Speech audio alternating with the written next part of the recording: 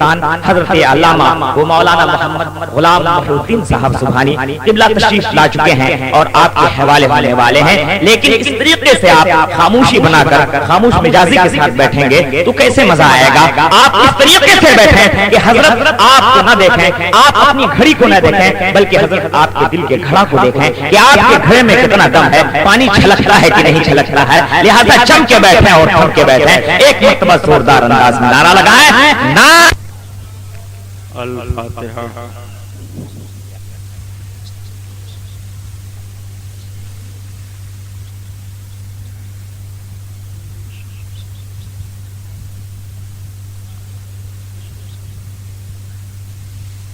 اللہ تعالیٰ فی شان حبیبہ ان اللہ و ملائکتہ یصلون علی النبی یا ایھا الذین آمنوا صلوا علیہ وسلموا تسلیما۔ اللہم صل علی سیدنا و شفیعنا و حبیبنا و مولانا محمد معدن الجود والکرم وعلی آلہ وبارک وسلم صلاۃ و سلام علیک یا رسول اللہ صلی اللہ تعالی علیہ وسلم۔ لا الہ الا اللہ محمد رسول اللہ صلی اللہ تعالی علیہ وسلم۔ الحمدللہ الحمدللہ رب العالمین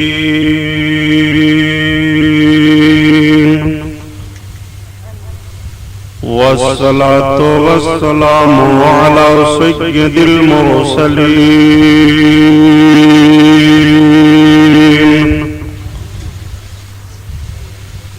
وعلی آلہ الطاہرین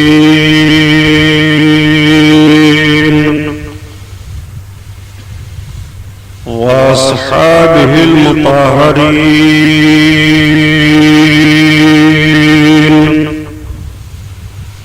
وابنہ الغوث العازم جیلانی محی الدین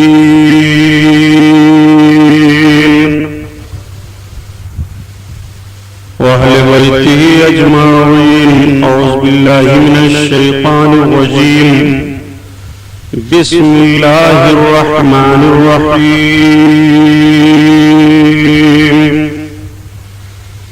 قال الله تعالى في القرآن العظيم والفرقان الحميد والعاقبة للمتقين۔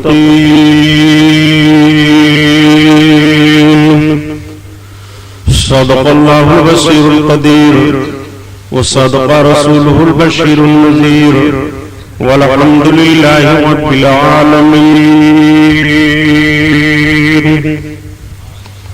لائق صد احترام علماء اہل سنت، قابل قدر سامعین حضرات، آئیے ہم اور آپ سب سے پہلے اپنے اور ساری کائنات کے مرکز عقیدت حضور رحمت للعالمین شفیع المذنبین رسول گرامی وقار محبوب پروردگار دونوں عالم کے مالک و مختار حضور محمد رسول اللہ صلی اللہ تعالی علیہ وسلم کے دربار پرانوار میں درود شریف کا نذرانہ پیش فرمائیں۔ پڑھیے بلند آواز سے۔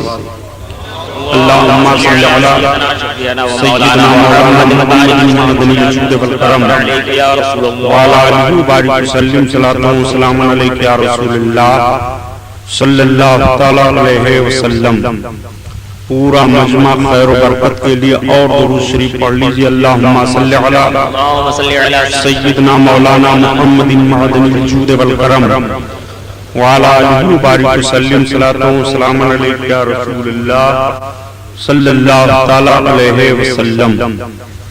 حضرات گرامی، آج کا عظیم الشان عرس حمدی اور حبیبی کا روحانی پروگرام، جس میں ہم اور آپ شرکت کی سعادت حاصل کیے ہوئے ہیں، اللہ رب العزت اس نورانی محفل کو قبول فرمائے، ہمیں اور آپ کو دارین کی سعادت عطا فرمائے۔ جب سے یہ جلسہ شروع ہوا، آپ نعت پاک رسول اور مبارک بیان سماعت فرماتے تھے۔ اسٹیج پر تشریف فرما علماء اہل سنت کا عظیم الشان نورانی اجتماع مخدوم گرامی مرتبہ نواسے حضور مجاہد ملت شیخ طریقت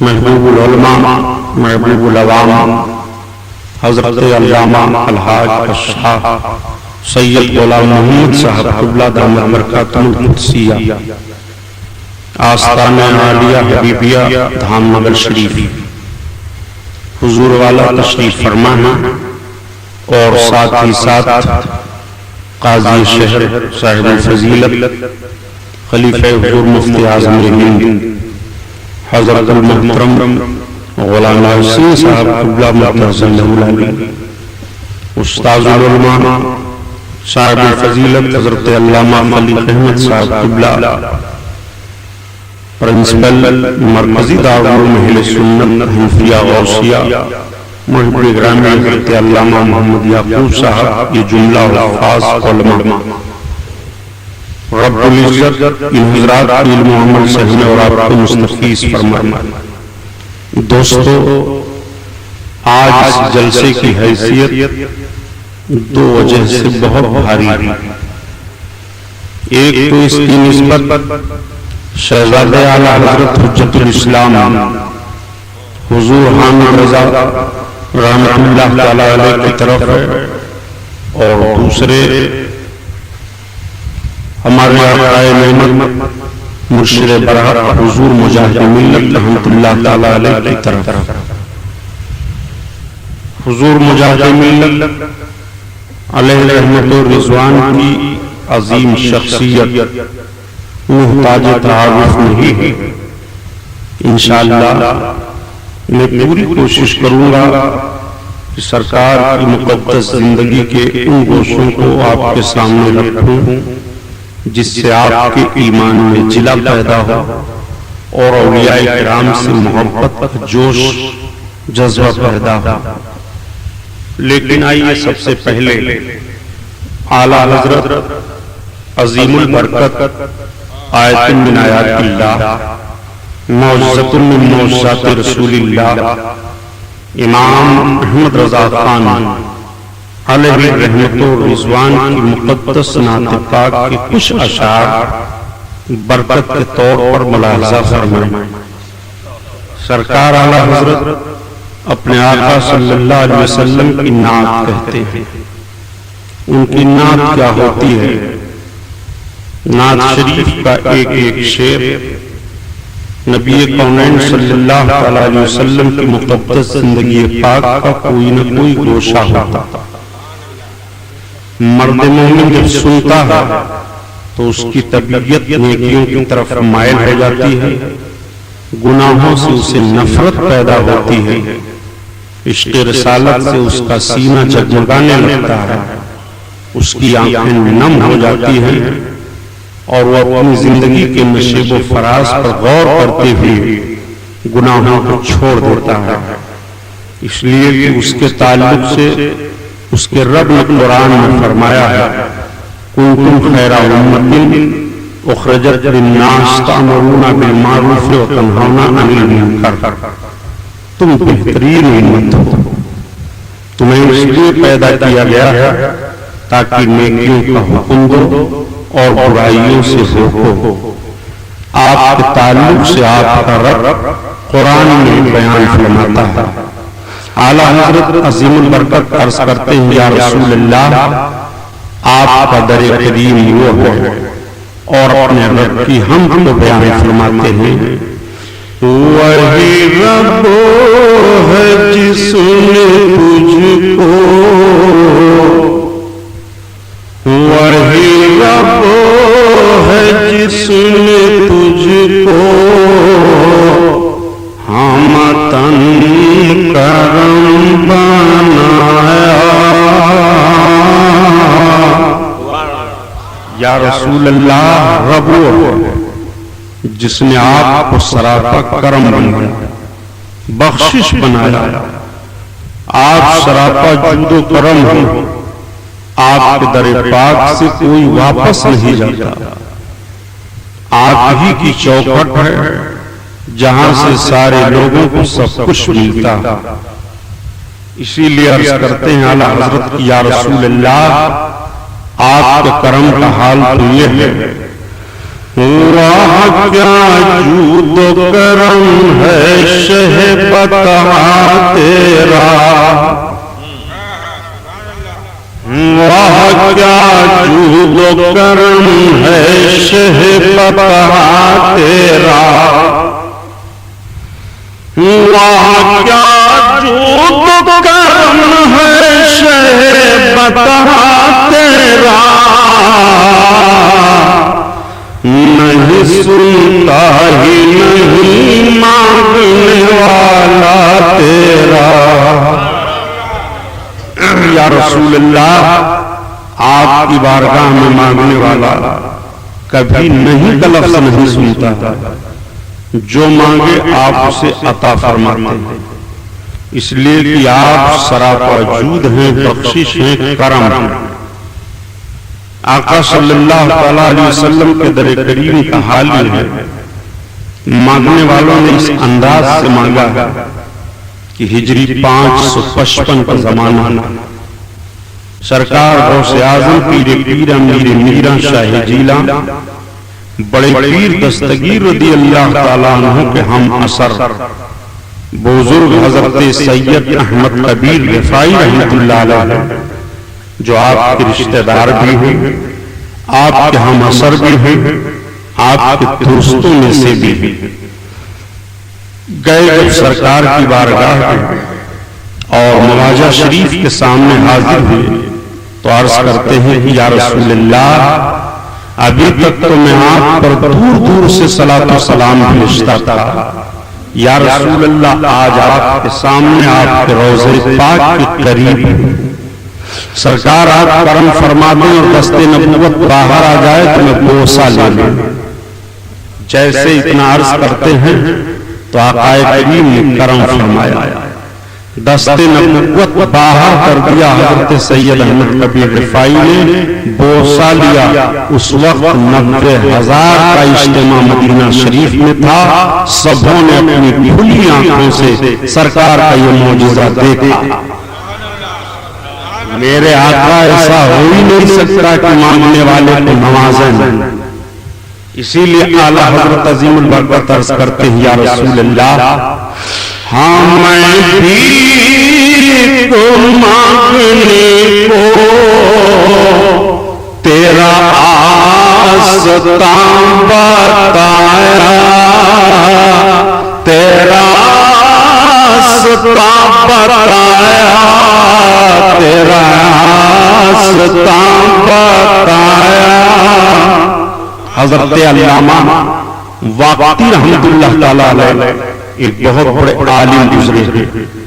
حضرت علامہ واقعی کہتے ہیں کہ ایک مرتبہ میں مدینہ شریف حاضر ہوا، 5 دن کا عرصہ گزر گیا، مجھے کچھ کھانے کو نہیں ملا، میں بھوک سے بے حال ہو گیا، تو اپنے آقا کی بارگاہ میں حاضر ہوا اور میں نے عرض کیا یا رسول اللہ سرکار آج 5 دن کا عرصہ گزر گیا، ایک نوالا بھی میرے منہ کے اندر نہیں گیا، میرے آقا میں آپ کا مہمان ہوں۔ آقا کریم صلی اللہ علیہ وسلم کی بارگاہ میں کہتے ہیں کہ میں حاضر ہوں، مجھے کیوں بھائی نیند کا جھٹکا آیا تو میں دیکھتا کیا ہوں کہ میرے آقا تشریف فرما، اور حضرت ابو بکر صدیق، حضرت عمر فاروق اعظم رضی اللہ تعالیٰ عنہما تشریف فرما۔ سرکار نے ارشاد فرمایا واقعی کو یہ روٹی دے دو۔ ایک روٹی مجھے دست نبوت سے ملی، میں نے اسے کھایا اور جب آسودہ ہو گیا تو میری آنکھ کھل گئی، اب میں دیکھ رہا ہوں تو آدھی روٹی میرے ہاتھ میں ہے اور خوشبو آ رہی ہے۔ یہ میرے سرکار کا کرم ہے، آقا نے کسی کو محروم نہیں کیا جو سرکار کی بارگاہ میں سوال کرے۔ اسی لیے تو اعلیٰ حضرت عظیم البرکت فرماتے ہیں کہ وہی رب ہے جس نے تجھ کو ہمتن کرم بنایا، اور ہمیں بھی کو ناگنے کو تیرا آستان بتایا، تیرا آستان بتایا، تیرا آستان بتایا۔ میرے آقا عطا فرماتے ہیں، عطا کی بات آ گئی تو سن لو تاکہ آپ کی معلومات میں اضافہ ہو جائے۔ اللہ کے رسول صلی اللہ علیہ وسلم کو وصال شریف یہ 3 دن کا عرصہ گزرا، میرے آقا قبر انور میں تشریف فرما۔ حضرت علی رضی اللہ تعالیٰ عنہ بیٹھے ہوئے تھے، تب تک باہر سے ایک صاحب آئے اور انہوں نے پوچھا اس میں کچھ ہے وہ نہیں تو اس کو کیوں لگائے ہوئے ہیں؟ یہ کیسے بنا رہے ہیں؟ ایک ہی رکھو تو اچھا ہے۔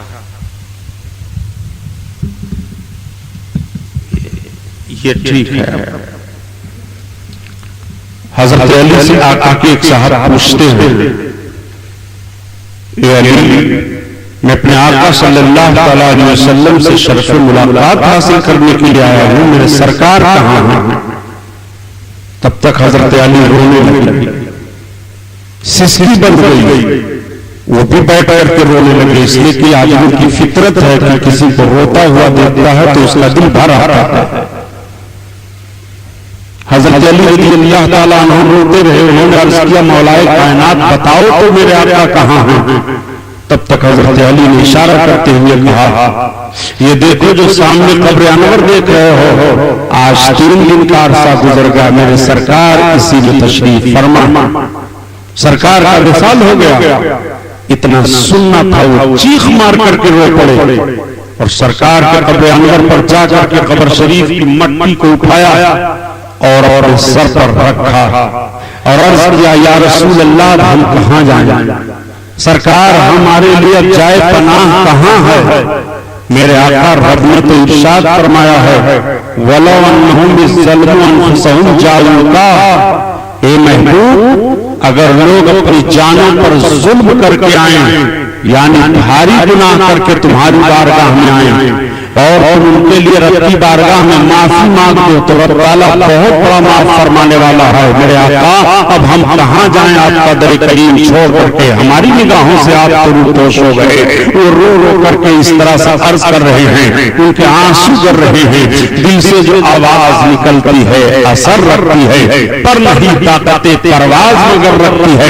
ایسے انداز سے انہوں نے بارگاہ رسالت میں عرض کیا کہ آقا کریم صلی اللہ علیہ وسلم کا دریائے کرم جوش میں آیا، سرکار نے اپنے قبر انور سے ارشاد فرمایا فَنُودِيَ مِنْ قَبْرِهِ لَقَدْ غُفِرَ لَكَ، جا تجھے بخشش کا پیغام دیا جاتا ہے، تجھے بخش دیا گیا۔ اعلیٰ حضرت عظیم البرکت اسی لیے تو فرماتے ہیں خلق کے حاکم ہو تم اور رزق کے قاسم ہو تم، خلق کے حاکم ہو تم اور رزق کے قاسم ہو تم، جو ملا تم سے ملا تم پہ کروڑوں درود، وہی رب ہے جس نے تجھ کو ہم تن کرم بنایا اور ہمیں بھیک مانگنے کو تیرا راستہ بتایا، تیرا راستہ بتایا، تیرا راستہ بتایا۔ اللہ اللہ آپ ذرا دیکھیں یہ آپ کے آقا صلی اللہ علیہ وسلم کی عطا ہے، در رسول سے کون محروم ہوا؟ کس کو میرے سرکار نے عطا نہیں فرمایا؟ کون ہے جو نبی کونین صلی اللہ علیہ وسلم کی بارگاہ سے واپس جا رہا ہے؟ دریائے کرم کل بھی جوش پر تھا، آج بھی نبی کونین صلی اللہ علیہ وسلم کی بارگاہ سے سب کچھ بٹ رہا ہے۔ میرے آقا کی بارگاہ میں کسی چیز کی کمی نہیں، اسی لیے تو میرے آقا ارشاد فرماتے ہیں انا قاسم واللہ یعطی، میں بانٹتا ہوں، اللہ تعالیٰ عطا فرماتا ہے، رب مجھے دیتا ہے، میں تمہیں دیتا ہوں۔ نبی کونین صلی اللہ علیہ وسلم ہی کی بارگاہ ہے جہاں سے سب کو سب کچھ ملے۔ آپ یہ ذہن و فکر مضبوط رکھیں، آپ کے آقا صلی اللہ علیہ وسلم سراپا جود و کرم ہیں، نبی کی بارگاہ سے کوئی محروم نہیں ہوا۔ آج جب یہ ذہن و فکر دیا جاتا ہے کہ اللہ کے رسول صلی اللہ علیہ وسلم کی بارگاہ سے کیا مانگتے ہو، سب کچھ اپنے رب سے مانگو، رب ہی سے مانگا جاتا ہے، رب ہی عطا فرمانے والا ہے، لیکن اپنے بندوں کو اپنے محبوب کی چوکھٹ سے عطا فرمائے۔ محبوب کا توسل چھوڑ کر کے کوئی لینا چاہے تو کچھ نہیں لے سکتا۔ اعلیٰ حضرت عظیم البرکت نے بہت صحیح ترجمانی فرما دی ہے کہ یا رسول اللہ، آپ کے دریائے کرم کا حال تو یہ ہے کہ آسمان خان زمین خان زمانہ مہمان، آسمان خان زمین خان زمانہ مہمان، آسمان خان زمین خان زمانہ مہمان، اور صاحب خانہ لقب کس کا ہے تیرا تیرا۔ وہ اپنے آقا صلی اللہ علیہ وسلم کی بارگاہ ہے، درود شریف پڑھو۔ اللہم صلی علی سیدنا مولانا محمد معظم الجود والکرم وعلی آلہ وبارک وسلم، صلاۃ و سلام علیک یا رسول اللہ صلی اللہ علیہ وسلم۔ کی شان سے حسان بولے، فدائے حامل قرآن بولے، غلام موتی ایمان بولے، ان کا رس دقیقہ دان بولے، ادب کا مطلع تابان بولے، وَأَحْسَنُ مِنْكَ لَمْ تَرَقَّتُ عَيْنِي وَأَجْمَلُ مِنْكَ لَمْ تَلِدِ النِّسَاءُ خُلِقْتَ مُبَرَّأً مِنْ كُلِّ عَيْبٍ كَأَنَّكَ قَدْ خُلِقْتَ كَمَا تَشَاءُ۔ ہزار بار بشویم دہیں سے مشک و گلاب، ہنوں سے نام تو گفتن کمال بیعتیس۔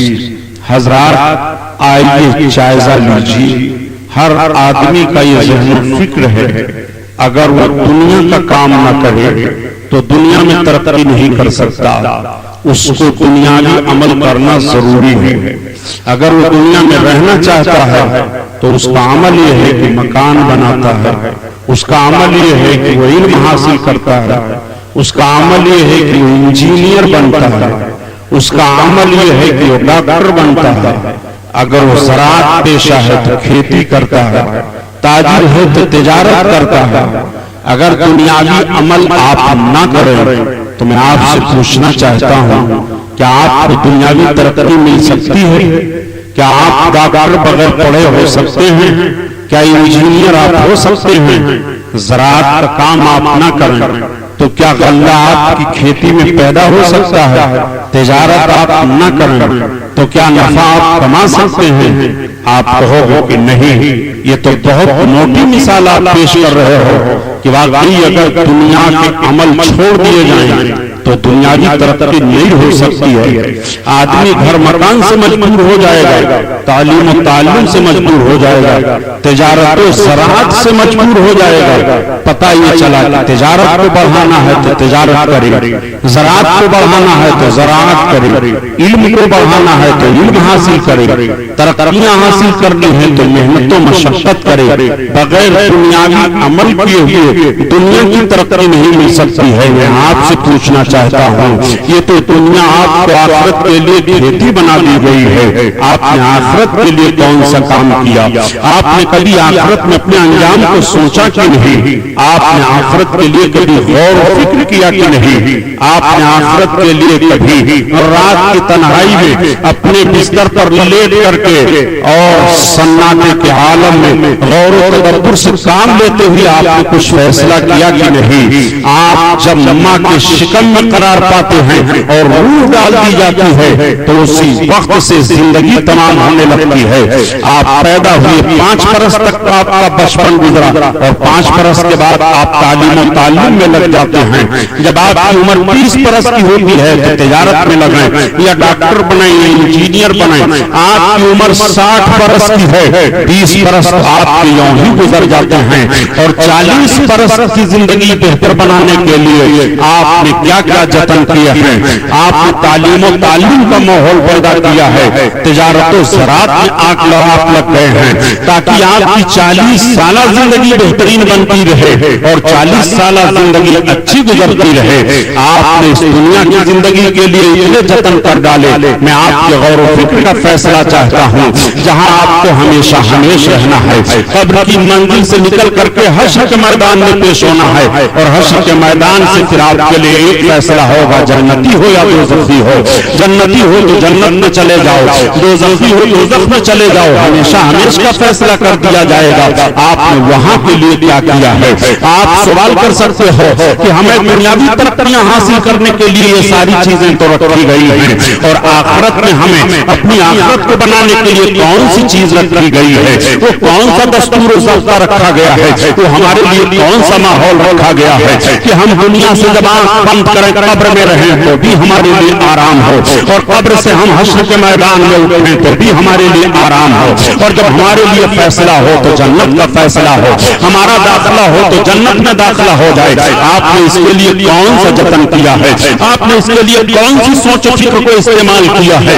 آئیے ذرا آپ اپنی زندگی کا فیصلہ لیجئے اور اپنے ذہن و فکر کو صاف کرتے ہوئے آپ فیصلہ کرتے ہوئے اپنے آپ کو زندگی کے نشیب و فراز میں سوچ کر کے اپنی زندگی کا ایک ایک لمحے کا حساب لیجئے۔ یہ مسلمانوں، جیسے آپ کے لیے دنیاوی اعمال رکھے گئے ہیں ایسے آپ کے لیے اخروی اعمال بھی رکھے گئے ہیں۔ آپ کو آخرت بنانی ہے تو نبی کونین صلی اللہ تعالیٰ علیہ وسلم کی مقدس سیرت پاک کا مطالعہ کرنا پڑے گا، نبی کونین کی مقدس سیرت کو دیکھنا پڑے گا۔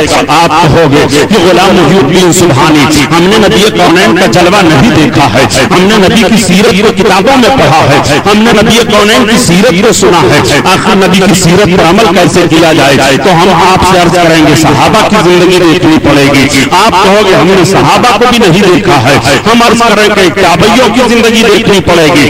آپ کہو گے ہم نے تابعیوں کی بھی نہیں دیکھا ہے، ہم کہیں گے ائمہ مجتہدین کی زندگی کو آپ کو سامنے رکھنا پڑے گا۔ آپ کہو گے ہم نے ائمہ مجتہدین کو بھی نہیں دیکھا ہے، اب ہم کہیں گے کہ آپ کو اولیاء کرام کی زندگی سامنے رکھنی پڑے گی۔ آپ سوچ میں پڑ جاؤ گے ہاں یہ بات تو قرین قیاس آ رہی ہے، اللہ کے ولیوں کی زندگی سامنے رکھی جائے اور اللہ کے ولیوں کی زندگی سامنے رکھتے ہوئے اپنی زندگی کو انہی کے نقش پا پر لے جانا چاہیے۔ آئیے آپ ذرا ملاحظہ فرمائیے کتنی بہترین زندگی حضور پیر امیر میرا شاہ جیلا بڑے پیر دستگیر غوث اعظم بڑے پیر رضی اللہ تعالیٰ عنہ کی رہی ہے۔ اور ایک جملہ یہ بھی میں عرض کرتا چلوں، ہر زمانے میں اولیاء کرام کی ضرورت رہی ہے، کوئی زمانہ ولیوں سے خالی نہیں رہا ہے۔ زمانے رسالت سے غور و فکر کر ڈالیے تو یہ اللہ کے مقدس ولی پائے جا رہے ہیں۔ آپ کہو گے کہ سبحانی صاحب آپ نے بہت بڑا جملہ کہہ دیا، زمانے رسالت میں بھی اللہ کے اولیاء پائے جا رہے ہیں۔ جی ہاں، آپ ذرا دیکھیں تو جس نے ولایت کا چراغ جلایا ہے اور جس نے ولایت کی چاشنی دی ہے اور جس نے ولایت کے ماحول کو رسول کونین صلی اللہ علیہ وسلم کے حیات ظاہری میں بھی نبی کے امتیوں کے لیے مثال راہ بنتے ہوئے دکھاتے چلے جا رہے ہیں، وہ ذات گرامی حضرت اویس قرنی کی ہے۔ یہ اللہ کے اتنے عظیم ولی ہیں جنہوں نے اپنی زندگی کا ایک ایک لمحہ یاد رسول میں گزار دیا ہے، نبی کونین کے اسوہ پر گزار دیا ہے۔ اتنے عظیم الشان ولی کی زندگی آپ پڑھتے چلے جائیں گے، آپ اولیاء کرام کی زندگی دیکھتے ہوئے جب آئیں گے تو صحابہ کا دور بھی خالی نہیں پایا جا رہا ہے۔ یہ صحابہ تو اللہ والے ہی ہیں، انہوں نے ایسی ترقی حاصل کی تھی اور ایسی اپنی زندگی پیش فرما دی تھی کہ ان کی زندگی دیکھنے کے بعد پھر ایک انسان کو اپنی زندگی اچھی بنانے کے لیے دشواریوں کے ماحول میں نہیں جانا پڑے گا۔ کون نہیں جانتا حضرت عمر فاروق اعظم کو؟ ان کا واقعہ سنانا مقصد نہیں ہے بلکہ ذہن و فکر میں اس بات کو اتار دینا چاہتا ہوں کہ حضرت فاروق اعظم رضی اللہ تعالیٰ عنہ مسجد نبوی شریف میں ہیں اور مسجد نبوی شریف میں خطبہ دے رہے ہیں۔ خطبہ دیتے دیتے آپ نے ایک جملہ ارشاد فرمایا تھا حاضرین محفل کے سامنے، یا ساریۃ الجبل जबल या सारियत अल जबल। सारे लोग सोच में पड़ जाते हैं कि उमर इब्न खत्ताब तो खुतबा दे रहे हैं, लेकिन खुतबा के दरमियान इन्होंने ये कौन सा जुमला कह दिया, या सारियत अल जबल। सारिया तो जंग में चले गए हैं, वो जंग पर गए हुए हैं, उनका नाम यहाँ क्यों लिया जा रहा है, और उनके नाम के साथ पहाड़ का नाम क्यों लिया जा रहा है। सारे लोग नमाज से फारिग हो जाते हैं। अमीरुल मोमिनीन के किनारे हल्का बना करके बैठ गए। अर्ज करते हैं अमीरुल मोमिनीन आपका सारा खुतबा समझ में आ गया है, लेकिन आपने अपने खुतबे के दरमियान जोश में आकर के 3 मरतबा जो ये इरशाद फरमाया, या सारियत अल जबल, या सारियत अल जबल, या सारियत अल जबल। तो सारिया तो मकाम नहामंद में है और जंग पर गए हुए हैं, आपने ऐसा क्यों कहा। हज़रत उमर फारूक आज़म फरमाते हैं, ए रसूलुल्लाह सल्लल्लाहु अलैहि वसल्लम के शहदाइयों, मैंने गौर किया तो हज़रत सारिया दुश्मनों के मुकाबले में सामने से हैं, और दुश्मन की एक खेप पहाड़ के पीछे से सारिया पर हमला करना चाहती है। मैंने सारिया का नाम लेकर के और पहाड़ का सारिया को मुतवज्जे कर दिया। सारिया ने पलट करके पहाड़ की तरफ देखा, दुश्मन का ये गोल पहाड़ की तरफ से आ रहा था, तो सारिया ने फौरन उस तरफ अपनी फौज का एक दस्ता कर दिया और मकाम नहामंद में इस्लामी फौजियों को फतेह मिल गई है। ये हज़रत फारूक आज़म मदीना में बैठे बैठे, रसूल कौनैन के शहर में बैठे बैठे मकाम नहामंदी की खबर दे रहे हैं। मदीना शरीफ से मकाम नहामंद 300 मील की दूरी पर है। आप जरा अंदाजा लगाइए, आज जिस चीज को हम मादियत की बुनियाद पर नहीं देख पा रहे हैं, अल्लाह के नेक बंदों ने अपनी रूहानियत को इतनी तरक्की दी थी कि मदीना शरीफ में बैठे बैठे जंग का नक्शा मुलाहजा फरमा रहे हैं, फतेह की बशारत दे रहे हैं, अपने फौजियों को हिदायत भी दे रहे हैं। अर्ज करने का मतलब यह है कि हर जमाने में वलियों की जरूरत है, कोई जमाना वलियों की जरूरत से खाली नहीं गया है। आप जरा गौर व फिक्र करते हुए चले आइए, यही सरकार पीरे पीरा मेरे मीरा गौसे आजम बड़े पीर दस्तगीर रज़ी अल्लाह ताला अन्हु हैं। आखिर किस बुनियाद पर इन्होंने इरशाद फरमाया था कि नज़र तो बिलादिल्लाह जमान का खरदल नरा हुक्म इत्तिसाली, मैं अल्लाह के तमाम शहरों को ऐसे देख रहा हूँ जैसे हथेली पर राई का दाना। ये सरकार गौसे आजम अपनी नजर की उसात को बता रहे हैं कि मैं अल्लाह के तमाम शहरों को ऐसे देख रहा हूँ। पता ये चला कि गौसे आजम की निगाह में अल्लाह के तमाम शहर दिखाई दे रहे हैं और ऐसी हैसियत से दिखाई दे रहे हैं।